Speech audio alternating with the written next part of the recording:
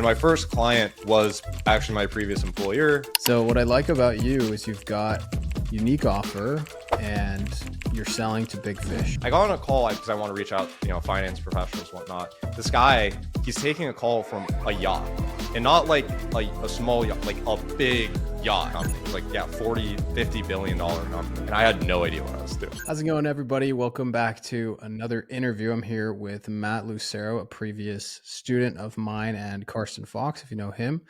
And he's been doing some really cool stuff, scaled up much faster than he thought he could. I just knew he was going to be successful from day one, and I knew this is how this is all going to pan out. So, I just predicted the future. But Matt, thanks for coming on, man. Yeah, I appreciate you having me and super excited to chat. Yeah. So what I like about you is you've got unique offer and you're selling to big fish. And a lot of beginners struggle with that. Like they've never been in the world of venture capitalists and IT firms and all these businesses, flowing in and flowing out millions of dollars a year or tens of millions of dollars a year or more. And therefore they're going for these local businesses, which there's nothing wrong with that, but the prices they can charge and the results they can generate are limited. So tell us a little bit about how you decided to go down the route that you did, what you're selling to them, but keep it to those first 6 months or so. How did you decide on the agency model and the niche? Yeah, I would say that a lot of the strategy around, it's definitely luck, like how I came about it. Really how I came about this whole thing as a whole is my first client, I knew I wanted to run some sort of agency, wanted to not work a job. And my first client was actually my previous employer, which was a IT consulting firm. The stars kind of aligned in that way, which was awesome. But I think too, the mindset around it was just like, these are the people that can afford to pay these prices. And so it just made sense to reach out to them. I think a lot of people just as a whole have a misunderstanding of the business market landscape. Like a small business is literally defined as a business with less than 100 employees. And most people, if you ask some person just starting out to 100-person business, that's a huge business. No, that's most people work for big giant enterprises. There's Fortune 500 companies that literally employ 50,000 people. A business that has 50 employees is still very small in the grand scheme of things. So I think it's more so just a mindset thing of why people don't reach out to it. But the way I came about was more so just luck. It's that was who I used to work for. I decided to sell it to them, which ended up working out great. And then I just found more people like them, which are just other smallish businesses. Got it. So when you say small, you're thinking probably 10 times bigger than most, SMMA beginners who get into it and think, 8 employees, 10 employees, which is very cool. So you were working at the IT firm. Did you quit and then just be like, hey, why don't I sell you this? Or you're like, hey, I'm going to start a business. Can you be my first client? How did that first, arrangement come about? Yeah, so actually zooming out big picture, whenever I was working for them, this was probably high school. So I was 18, I'm 22 now. I worked for them and then COVID came around. And so after COVID, I ended up getting laid off because, part of what I was doing was I was a senior in high school. So it was work, study, whatever, school ended. And so that kind of ended. And then I ended up going to college for a little bit. And then I actually started working at a different job that was IT adjacent. After working there and deciding I was working for the government. And after working there and deciding okay, I want to go back and start this business. First people that came to mind were them because I already had previous relationship with them. And, it kind of just made sense. I literally just was thinking oh, I want to start an ads agency. So I just looked up on Facebook ad manager, are they running ads? And they weren't. And I was like, oh, hey, I saw you guys aren't running ads. You need help with marketing. So yeah. Okay, cool. And then you didn't really end up selling them ads, right? It was more like a cold email strategy or LinkedIn from what I remember. Yeah. So I kind of did. It was literally just hey, do you need marketing? And they're like, yeah, that'd be great. We need more clients.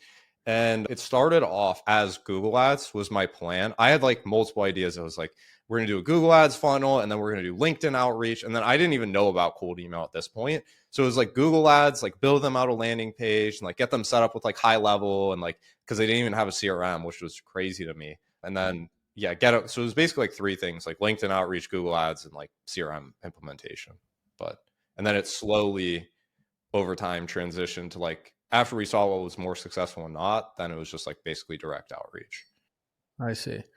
And so those first few months, were they getting an ROI, or was it you just kind of being like, hey, we're going to figure out what works for you and slowly, transition to that cold email kind of thing? Yeah, over the first few months, like they probably didn't see an ROI until like month 6, honestly, because well, part of it is just sales cycles are long, but part of it was what you said, like the second thing, which is, hey, let's try a bunch of things, see what works and doesn't work. And I was just so hungry because it was my first and only client, and I was just like, I need to figure out something. So I just threw like the whole kitchen sink. It was, we're gonna do this, we're gonna try this, and we kept like iterating. But yeah, what ultimately they ended up getting an ROI about like 6 months in, and then beyond that, continually higher ROI. But part of that's just the sales cycle, and part of that was just me trying to like figure out what to sell them or like what worked. I think that's a big thing a lot of beginners struggle with. Like, oh, if I don't get an ROI in 2 weeks, like they're going to hate me. How did you make sure that the relationship didn't strain end before those 6 months? Because that's not, overnight getting an ROI, which would be ideal, but didn't happen in this case. Yeah, I think part of this goes back to like the persona thing, which is, and this is like a big learning moment, I would say to like anyone who's starting out, is that big businesses, or I would say even small businesses, like a real established business, they don't think about things in months or weeks. They think about it in quarters or years. So when I talk, I would say I'm very lucky that that was my first client, like someone who's actually established. They were very like understanding, not someone who's like very demanding and whatnot.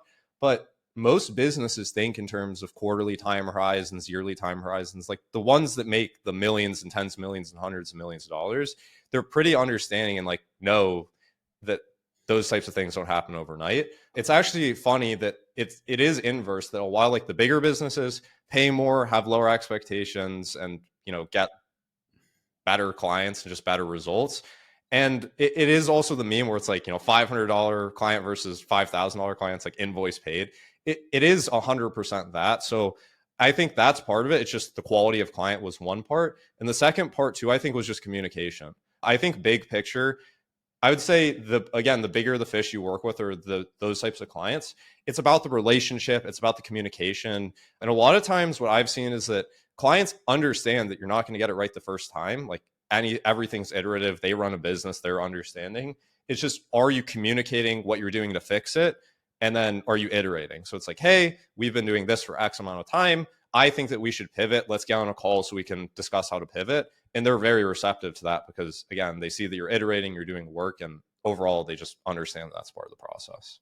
Yeah. If you want to double your retention, just tell the client everything you're doing, even if you feel like you're annoying them. You're like, hey, today we worked on this. Today I tweaked this. Here's another update. Here's another update. You don't have to respond. I'm just letting you know. Like that, every time you do that, they're like, oh, I know what I'm paying for. But every time you don't do that, which I was talking to somebody recently whose agency is not, and I was talking to the client whose agency is not doing this, and they're like, I don't even know what I paid for the last year. Like I stayed on the whole year, but now I'm feeling like upset. And even if it's just like, hey, we're working on something, like we're gonna do this better. Like I get messages back from my clients that are like, we just appreciate you working on it. Like we know you guys are great. Like that's the core of retention is customer service. It's not results, ironically. Yeah, for sure. I'd say that like 10 times over. They understand as long as you continually provide comments and feedback. They're like, wow, they see the value because you just keep communicating it. If you don't communicate, it might as well not have happened. But before we get started, our sponsor, High Level, has very kindly sponsored this episode. So let's talk about them for a minute. If you don't know already, High Level is the top sales and marketing solution for any business, but particularly agency owners or anybody that needs a software product to resell to their existing customer base. It has everything you need to capture, nurture, and close leads for marketing clients. And the best part is High Level believes in not taxing the agencies on its platform, so you can get unlimited clients for one low flat monthly fee. The best features include a CRM, funnel, website and email builders, course hosting platform, robust marketing automation builder, a consolidated chat stream with WhatsApp, email, SMS, Instagram DMs, and Facebook DMs, reputation management, social media posting, tracking and analytics, and so much more. And as if that wasn't enough, High Level is fully white labeled, meaning that you can take the platform and put your own brand on the desktop and mobile app and resell it to your industry for whatever price you want. Essentially, what High Level has done is brought the bar for starting a software company way lower so normal people like you and I can help our clients with an amazingly robust software without paying hundreds of thousands of dollars in development costs. I am not kidding when I say hands down, High Level is my favorite software of all time. It has been integral to my success with my agency. It helped me increase my clients' results and retention, and I use it every single day for my own business. And if you sign up for High Level today, not only will you get a 30-day free trial, which is not available on their website, but you'll get all of the bonuses listed at itskeaton.com/mastermind, which gets you support, templates, and courses to kickstart your High Level journey and get those first few clients or scale to your next few clients. If you're already a High Level customer, you can also get all of those bonuses by upgrading to the next highest plan underneath my link. Instructions for that are also at itskeaton.com/mastermind. Right. I had a student once who was like, yeah, I lost this client. Like he only had 3 clients at the time. They weren't paying him a ton. And like, I knew it was a big hit to him. And I was like, oh, I'm sorry, man. Like what happened? He's like, well, I went out of town for like 3 days and didn't respond to him. I'm like, this is literally the most basic thing in the world. And I can't, like, I don't feel bad for you. And that's for anyone listening, like genuinely, there's not another secret out there. Like we're not hiding this from you. Just be communicative. Okay. So Matt, you closed the first client, you're trying to work out with them. If I remember correctly, it was like a couple months before you ever got the second one. How did you get them? And did you know more of what you were selling at that point? Like, was it just the B2B outreach at that point?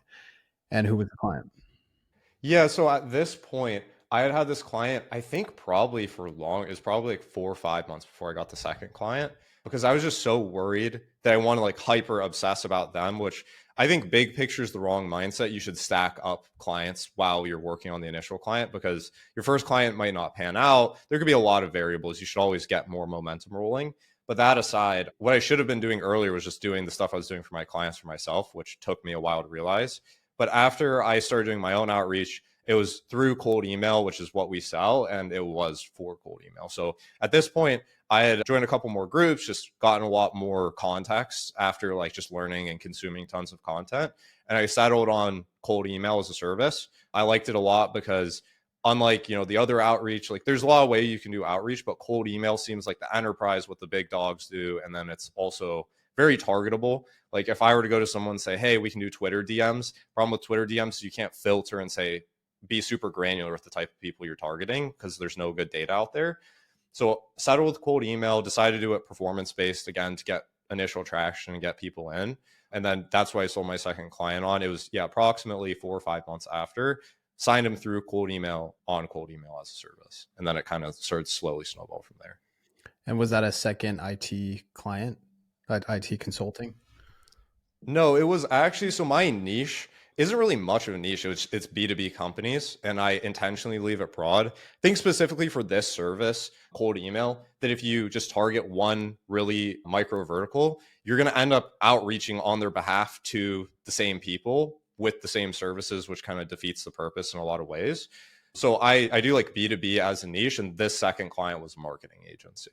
And then after that, it's a lot of agencies came to be like the main. Okay, so before I ask more questions about that second client, what I really like about what you said is getting one client and just basing everything off of them is a bad idea. And you need a bigger subset of people that you're working with to actually get some data. Like my first client, if every client I worked with was like my first client, like Deca Millionaire, because the results were insanely easy. They were insanely easy to work with. And like everything worked out in my favor. If everybody was like my second client, I would have quit SMMA 2 months in because they were really hard. And the area was hard. Getting results was hard. I didn't know how to diagnose the problems. And I think a lot of people maybe start out with what happened to be my second client. Instead of that first client, they get discouraged and then they quit. Whereas really what you need to do is test probably one service, but maybe multiple services in multiple verticals, in multiple markets, if you stick to one vertical, and don't make any decisions until you've tried it 10 times. And then be like, okay, this is what's next. Anything you'd add to that? Yeah, for sure. I would agree 100%. I think that as a beginner, basically everything changes when you get that first like dopamine, like success win, where you have the full cycle of like, you sign someone and then you got them the result and then they're happy and you're like, this is a business. And it is very unfortunate. I would say, again, I'm super lucky, and it sounds like you had a similar situation where your first client turned out great. And some of the other clients are like, man, if I got this as my first client, it would have been super discouraging. You would have like thought all these negative things and it could have like spiraled downwards. Because everyone gets those clients. That's just a normal part of business.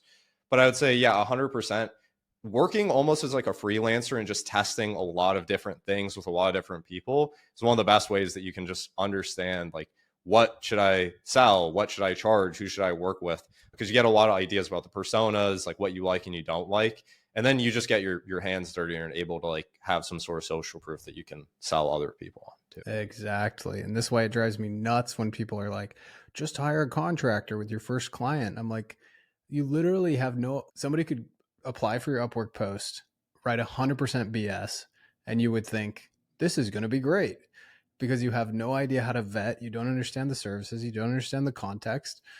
And that's what a lot of these gurus are pushing beginners to do. Whereas you have to put in the time to do that freelancer era of your business journey.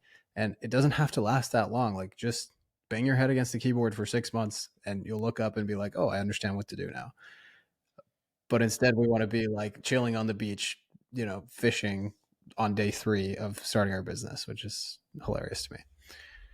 Yeah, it's a little ridiculous too. And I think it's indicative, just as like a macro thing, as a business owner, you should know how to do a little bit of everything. Include service delivery is the most important part of your business. And like outsourcing that is definitely not the right way to do it, especially like just when you're starting out. Like, you being able to sell someone is also tied into you knowing how the service works and be able to set proper expectations. It's just I think, even as like a macro thing that I see too, it's like, you as a business owner, this might be controversial, but you should know how to do everything in the business, especially in the beginning. And then only at a certain point, then you can start to like outsource things, because it's never going to hurt you to know more things.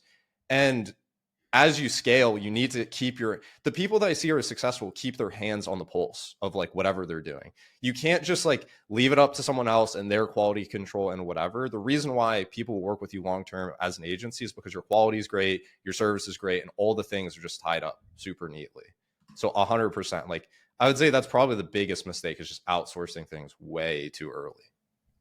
Yeah, I think there's a point very far down the line where you're just like, how can I leapfrog years of learning by hiring somebody and bringing them in? But like, at that point, you have so much acumen that you can look and sit there and know if somebody's BSing you. At the beginning, you have literally no idea. You're trying to hold them accountable and you don't know if they're just lying to you. Like, they could make up whatever they want and you'd say, like, you'd repeat that to the client, and any client that knows a thing about marketing would know that you don't know what you're talking about. So excellent advice there. I also like the way you described settling on cold email, because I tend to agree with you, even though it gets a bad rap as like everybody's doing it, email's dead, like all this kind of thing. And um, the way that I look at it is like, again, the big dogs, like you said, are doing it, but also it's the only one that's not like pretty much, it's going to be around forever. Like, it's been around forever and it's going to be around for a long time. DMs, you have limits. Obviously, I have limits with cold email, but it's easier to get around them. SMS is, dying.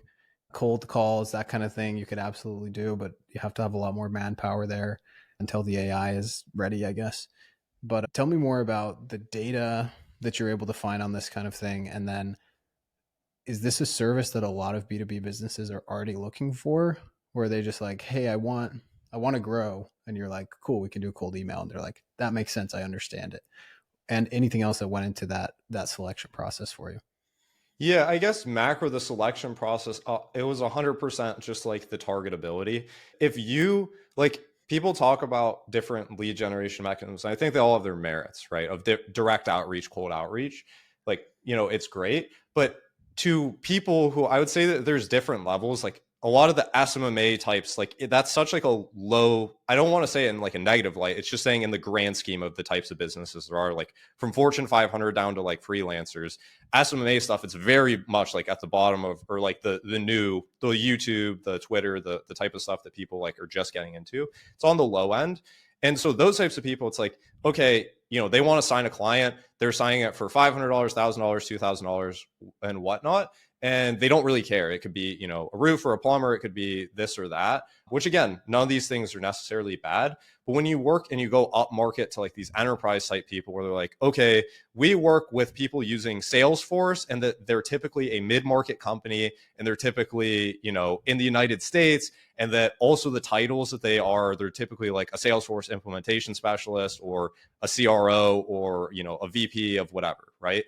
You cannot target any of those things. Like if you're lucky, you can find a Facebook group of people using, that software and reach out to those people. But you can't target by titles, you can't target by head counts, you can't target by locations. There's so many things that are limited. And so what I love about cold email is the data. There's tons of data providers. There's Apollo, ZoomInfo, ListKit. There's tons of these tools out there where it just scrapes LinkedIn, and LinkedIn's another great data tool where they have all this data publicly available. So if I want to say, okay, you previously had a dental agency, it's like, I want to target dentists in Wyoming that have 5 to 25 employees because that's our most profitable sector. I can identify and locate all the ones that are publicly available. So you can get super, super, super laser targeted with it, which is amazing. And that's what all the companies want, because they want dentists that can afford their services and might be in a specific location, and the decision maker. You don't want to reach out to, maybe the decision maker is the office manager, but in a lot of other businesses, they want to talk to the VP or whatnot. So that's why I came to cold email. It just seems like such a perfect storm of like a great tool, and it's cheap in terms of like setting up the cold email tech and whatever. It's more time intensive than running ads, I would figure, but it is a lot cheaper. Like to set up a cold email campaign to where I could send 10,000 emails a month, it's a couple $100 monthly, right? And so you can set it up, get the emails out super targeted straight to your ideal persona, and you can sell super, super high ticket stuff over cold email. So that was kind of like the selection process. Tons of granularity with cold email. I think that, like you said too, another great part is it's been around for a while, so it's going to continue being around. I think a lot is going to change with the mass adoption of it and people's capabilities send more than they have been before. But as a medium channel, Fortune 500 companies use it, which means that it works and it's here to stay. And a lot of companies also have vested interest in having it stay. That's another interesting piece too, is like Google ads is great and Facebook ads is great because these $1 trillion companies are perpetuating it, keeping it alive, versus like Facebook DMs. Facebook doesn't make money off that. So they don't want, they're actually trying to get rid of it, or, try and limit it and make it a more usable experience. Cold email, ironically, Google doesn't make tons of money, or Microsoft doesn't, but they make money from the inboxes. And also that since so many big orgs pay Google to use their inboxes and pay Microsoft, that they have the vested interest. There's also $7 billion companies like ZoomInfo. They have vested interest. So I think it's here to stay. It's just a service that reliably works, and get great results with it. So worked out great. Yeah, I love that. And I really hope everyone listening is like taking notes from this smart man who was like, I want to start an agency. He was able to get his first client fast, but he could have just been working a job, basically, like get a part-time job where you're making $2,000 a month, cover everything, and join some groups, like figure out what's what inside of the agency world. And the solution is going to appear for you. Like Matt running this agency aligned with his skills, his interests, and he was able to locate the niche, the vertical that wasn't getting targeted by all the other people, and therefore has grown into a business that's very successful and that he's enjoying. Where you run into trouble is, oh, I watched a YouTube video, I'm just going to copy everything verbatim. I'm going to copy the outreach script, I'm going to copy the niche, and you give up 2 weeks in because you didn't take the time to invest in yourself and just observe and let your brain work it out, because it takes a minute, and that's okay. Cool. So you got the second client, and since then, I assume the rate of getting clients has ramped up. Tell us about the following, 6 months or so, because at this point you're about 6 months into the journey. You've been running the agency for a year and a half now, so give us a picture of those next 6 months. How many clients did you close? What changed during that time? Yeah, I would say the next 6 months. So this was taking probably from the beginning of last year to midway through last year. I ended up getting up to about, I'd say probably 7 to 10 clients from two. So in like a short period of time between February and March, I think I closed like 3 clients in a week, which was crazy fluke. And onboard all those people was crazy amount of money coming in at once for me. I like doubled my clientele in like a week, basically. And was that from cold email? Like you had cold emailed them? All from cold email. And the another great part about this is there's so much frame of just like the way that I got you on the phone with me is the same way that we're going to get you on the phone with clients. So it's like it was just a win-win. The sales process was great. And selling on a performance basis, that's another thing that, it's just very easy to get people on whenever they're like, okay, whenever we're winning, you're winning too, and you're only paying for that.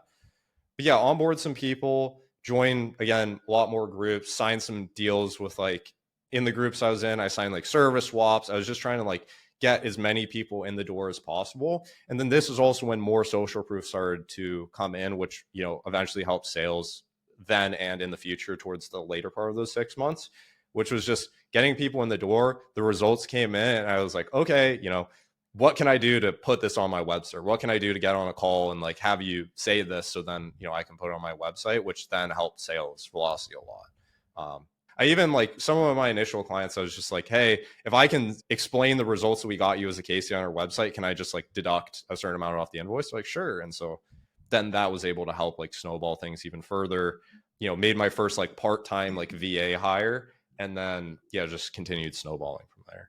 Love it. So explain a little bit more about this performance offer. You've since it seems like you're still offering that, but maybe you have some people on retainer as well. Yeah, just enlighten us. Yeah, for sure. So like the performance offer, what it looked like is it wasn't pure performance, but it was pay for every qualified meeting that we got you. So for example, if we would set a target of like, hey, every meeting that we get you is $300. And so if we get you a meeting and they show up to the calendar as a result of our services, then you pay $300. So if we book you 10 meetings, that's 3,000. If you book 5 meetings, then it's 1,500. And then we'd also charge a setup fee. So that's how we got the initial buy-in cash upfront to like cover everything, and just kind of got the foundation of the relationship basically, because you want to get the buy-in, you want to make sure that they're paying upfront because it helps a lot. So that was the initial model, which was like setup fee plus performance fee.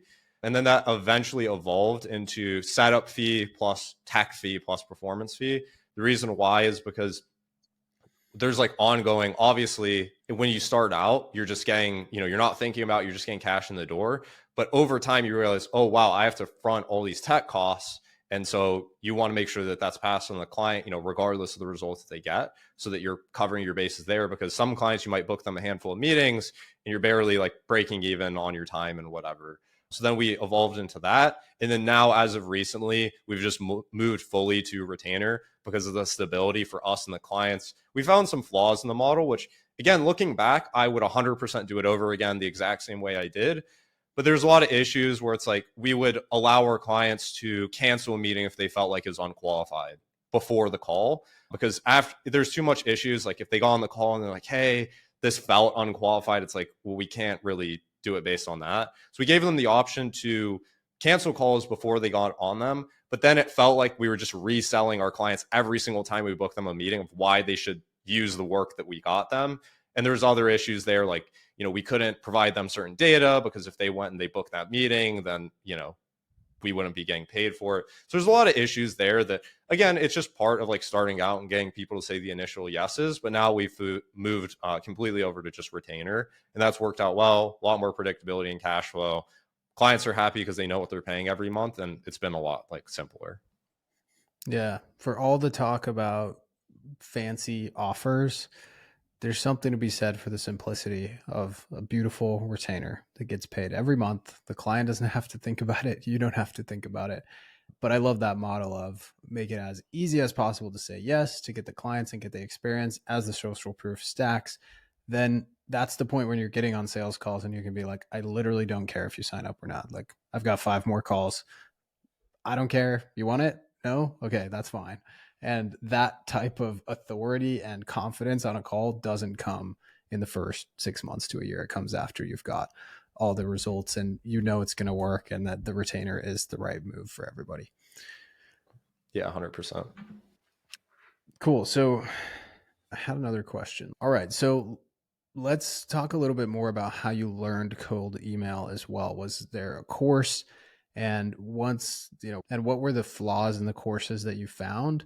And what are the hacks that you've discovered yourself to kind of create this quote unquote secret formula for getting results through cold email?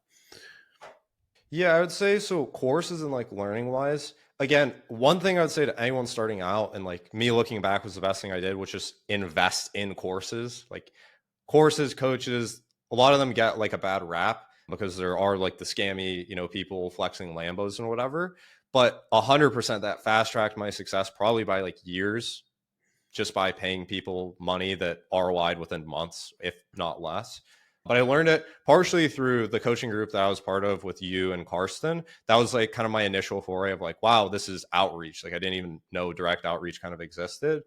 And actually, Karsten, he gave me a recommendation for like another group or like helped me get in another group that was like in a similar cold email adjacent. And so I joined that, learned a ton. It was like a $99 a month group that I'm still part of. They taught about cold email. That was like one, level of stuff that I learned was in there. Then I learned a ton from just doing it. And then the next level up was I invested in like a lot more expensive group that was like 10 grand or so to learn like basically from the top of just like, what is cold email? How do you run an agency around cold email? And, that skyrocketed everything. But a lot was from courses and then trial and error. There's not a ton on YouTube, unfortunately, about cold email. I make content on YouTube about cold email. There's a few other people that are now doing it. It's starting to get like more popularity. But previous to then, like the content just wasn't there. There wasn't a lot of like free stuff that you could consume. It was all paywalled. But now I think a lot of that's changing. There's a lot of really great free content out there now. Got it. And so what's the process like? How do you explain it to your clients? This is what we're going to set up. This is how we write the copy. This is how we create the accounts. What does that look like? Yeah, in terms of the process, like how I explain it to clients is there's a few steps. Like the first thing is the email infrastructure. So you have to build it out in a way that number one, you can send out a lot of emails, and number two, so that you don't land in spam. There's a lot of like tech stuff. This is constantly evolving, but we have like the best up-to-date practices, which is the stuff you learn by, consuming content around it, which is just make more email accounts, spread it out across more domains. And there's a lot of tech stuff behind there. So we build out in a way, there's a lot of other tech stuff about warming up email accounts, sending the right amounts of emails and setting up the right tech records that goes into like getting that all set up. The second layer is then determining the strategy and the leads list and the copywriting. So that's all kind of like one piece. But I would say first, leads list, you determine the types of people you want to target, you work that out with the client. So it's like the locations, the job titles, the headcounts, the industries, you get super granular, and then you scrape lists using data sources and whatnot to put that together. The next layer down is the copywriting process. It's write copy, do it, short, concise way, gets eyeballs to convert. We see what works well because we send literally like hundreds of thousands of emails a month. So we have a lot of that data already, but we write that for our clients and then launch the campaigns. And then we also set the appointment. So we have someone whose full-time job is to just look at the inbox, read all the replies, monitor the replies, and book the meetings. We have processes around follow-ups, making sure that each reply, if someone says they're interested, then we follow up with them. If they don't respond, we follow up again, we follow up again, we follow up again. So we have a lot of like back-end processes around that. It's basically, you get like a system that sends out tons of emails, and then you get a full-time person who's there responding to all of them and setting the appointments on your behalf. Then we do like weekly reports beyond that. So that's like basically the sales pitch in a nutshell. There's a lot more like nuance into like very specific stuff of like, we have custom tech built out to where like, if our inbox manager doesn't know how to respond, let's say you have an intricate dentistry question about your agency, then we can forward that response and, escalate it to you, and then you can respond to it. So we have a lot of like cool stuff around that. But for the most part, we send out the emails, we do all the stuff that takes to get it's us there, and then we also respond and book them in. Okay. So you also have the appointment setter, for lack of a better term, inbox manager, what is what you called it. How did that role come about? Did you just see the clients fumbling the initial kind of conversation and not being able to get them to the appointment? Yeah, candidly, I just saw it as I joined the groups and saw other people running like similar models. That's just like what the standard was. I didn't have experiences where it's like, hey, client manage your own inboxes. We just looked at it from like the macro frame that ultimately what the clients are looking for by working with us is that they don't care if they get, meetings from cold email, cold calls, or if we, have a plane drop fortune cookies out of the sky and you open up the fortune cookie and it's, your company's name and that books you calls. They just want meetings. And so we want to sell an end-to-end system where they pay us money and they get meetings, not they pay us money and they get work and have to figure out logistics. It's just like, if you pay someone to do a job, you want to pay them so you don't have to think about it. It's just like if you paid someone to like make your bed and they made half your bed and stuff, some of the stuff is still there, or you went to McDonald's and it was a hamburger, but you had to assemble it yourself. It's like you want the complete finished product. And so it just made logical sense to have someone in there booking the meetings. And so they just pay us money and they get leads and it's a win-win. Love it. Very important frame for everybody to understand, because paying money to get more work, to get more of the work that you don't want to do. Obviously, everybody wants more work so they can make more money, but it'd be nice to have less work and more money. How did you end up hiring the inbox managers, and how many do you have right now? So actually, just full picture, right now we're a team of 2. It's literally just me and one other person, which, going back to that point of like keeping your team lean and doing everything yourself, I'm probably taking it to too far of an extreme. And I have a new hire coming on next week. So hopefully I can offload more work and grow even more. But it came about was like I went through, talked to some people, like a lot of the guys in the groups that I was with, they were on like virtual assistant placement companies. So I went through one of them. Over time, what I realized though is that I actually found that this role specifically is better suited as an American hire, because whenever you pay, like I pay my American hire 3.5 times more than what I would have paid them. And the reason being is because I don't have to manage. Hiring overseas, very common in the space, hiring virtual assistants, hiring people that are outside the US. It's a very obvious play in the beginning when you don't have tons of capital and you're not able to afford a US based hire. But with time, sometimes you realize that paying the extra money so you don't have to think about it and you have someone who's basically like self-sufficient, not that all overseas hires are bad, but this one specifically, they're like responding in English, having to have very like deep level conversations that just require like a native level of English, not just like a 90% fluency. That was something I came to do over time. But in the beginning, I hired overseas, had someone else managing it. I had to do a lot of like management on top of that to make sure that the quality was there. But then with time, after like iteration and having issues and, really just wanting to scale, I hired US based, and that was basically like the process there. And I only have one because, again, like if you have someone who does the work really, really well, you'd be surprised of like the type of output they can do. Yes. Yeah. If you just get like a good A player. Yeah. Like no matter what the position is, you should be hiring somebody smarter than you. Why would you go worse? Like, why would you hire somebody that's worse than you? Genuinely think about it. Like that means that you are going to be the source of all knowledge for that person. Whereas what I want to do is you have tons of expertise. You know exactly what you're doing in a different business. I'm going to train you on my business for 2 weeks and then you're going to be self-sufficient. And it took me way too long to realize that, but hopefully someone listening can learn from our mistakes of going cheap before just realizing that your sanity is worth way more than the extra money you'd save, not hiring across. It's not even the sanity. It's like you literally cannot scale if you have to micromanage like it will make you more money by paying more. I promise you, if you get a person that you don't have to think about, because your time is worth money. And so, yes, you're saving a couple grand a month, but then you're spending your 2 hours a day still having to manage them. And it's like, that's not scalable. You just can't run a business like that. You get to spend money and you get to spend more time doing the job yourself, basically, because the person can't do it correctly.